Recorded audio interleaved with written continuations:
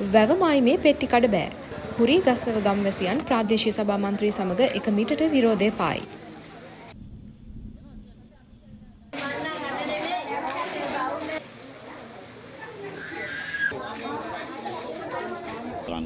ඊළඟ නාන්නේ ඇතැම් විට නොයෙක් දේවල් කරන්නේ වැයි වතුරෙන්.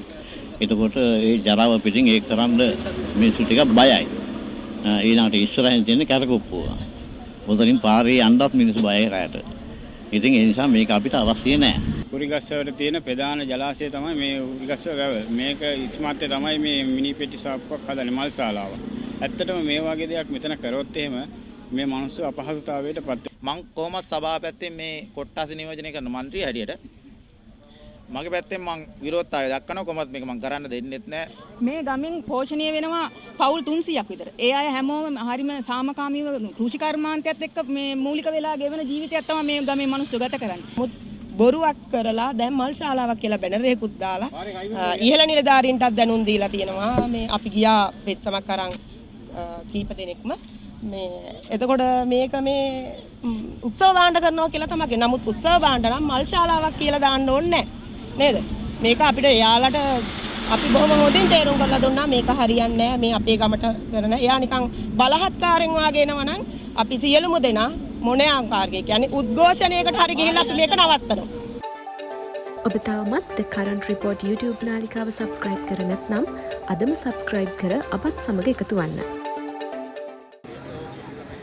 එප්පාවල හුරීගස්සව මායිමේ මිනි පෙට්ටි කඩයක් ආරම්භ කිරීමට ප්‍රදේශීය තරුණයෙකු කටයුතු කිරීම නිසා ඊට විරෝධය පාමින් හුරීගස්සව ජනතාව තම පන්සලේ විහාරාධිපති හිමියන් හා ප්‍රාදේශීය සභා මන්ත්‍රීවරයාද සමගින් විරෝධතාවයක් පැවැත්විය.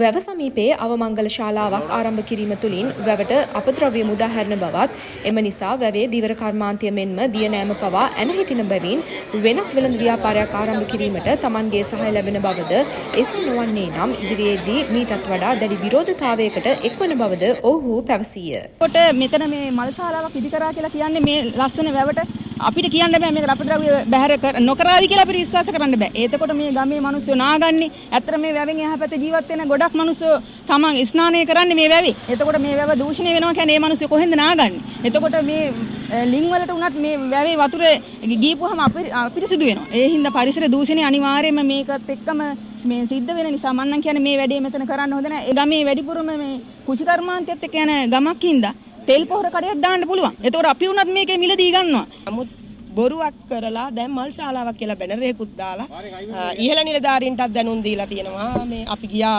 වෙස්සමක් අරන් කීප දෙනෙක්ම මේ එතකොට මේක මේ උත්සව භාණ්ඩ කරනවා කියලා තමයි. නමුත් උත්සව භාණ්ඩ නම් මල් ශාලාවක් කියලා දාන්න ඕනේ නේද?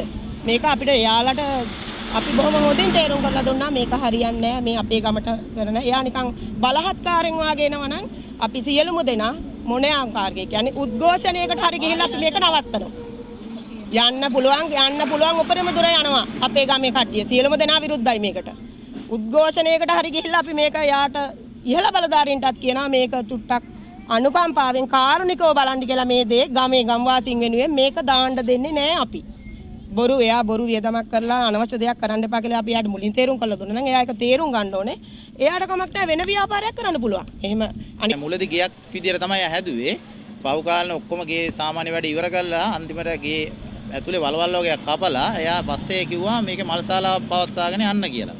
ඇත්තටම මල්ශාලාවක් පවත්වා යන සුදුසු ස්ථානයක් නෙවෙයි මේක. මොකද ගම්මැද්දනේ. විශේෂයෙන් එප්පාවලත් මල්ශාලාව තියෙනවා, තලාවෙත් තියෙනවා, තඹුත්තේ ගමක් තියෙනවා. ඉතින් මෙතන මල්ශාලාවක් ඇත්තටම අත්‍යවශ්‍ය නැහැ. එයා එක එක බොරු චාරය යවනවා මේ වෙනකොට පරිසර වාතාවරණ වරන් තියෙනවා. එතකොට PHL කැමති වෙලා තියෙනවා, ගාමසේක නෝනා කැමති වෙලා තියෙනවා, තලාවේ පදස සභාව කැමති වෙලා තියෙනවා කියලා.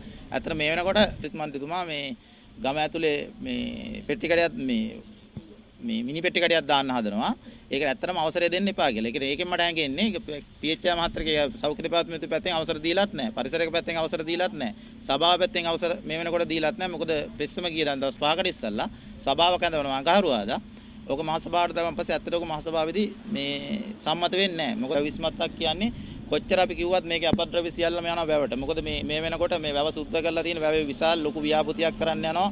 මත්ස්‍ය මේ වෙනකොට ලස්ස දෙකක් විතර අපි මාළු පැටව දාලා තියෙනවා. ඉස්සර මම කොහොමද සභාව පැත්තෙන් මේ කොට්ටාස නියෝජනය කරන മന്ത്രി හැටියට මගේ පැත්තෙන් මම විරෝධතාවය දක්වනවා කොහොමද මේක මම කරන්න දෙන්නෙත් නැහැ. හැබැයි මෙතන අපි දැක්කා දිට්ටා සුරිකුණ අතර මේ වෙලාවේ මේ නිවසේ භාගයක් වතුර අල්ලලා තිබ්බේ. භාගයක් අඩි 5ක් විතර වතුර අල්ලලා තිබ්බේ. ඒ වෙනකොට මේ මිනිස්සු හිතේ තියා ගන්නවා මේකේ මිනි කපලා මේ මිනි අපද්‍රව්‍ය මොහොත ගන්න මේකට දැන් අපේ පරිසර අධිකාරියෙන් කියනවා මේකේ මේක සිවිල් කරලා තියෙන ඒවා පිට වෙන්නේ නැහැ කියලා. නමුත් මිනිස්සුන්ගේ ආකල්පයක් තියෙනවා මේකේ අපද්‍රව්‍ය මේ වැවේ තමයි දැන් මේ තියෙන්නේ. මේ අපද්‍රව්‍ය මේකේ වුණාට ආකල්පයක් වශයෙන් තියෙනවා මේ වැවේ මාළු අපිට අවදි කරන්න බෑ. මොකද වටපිටාවේ අලින්දලක් වුණාට මේක අපිට දිනු කරන්න බෑ.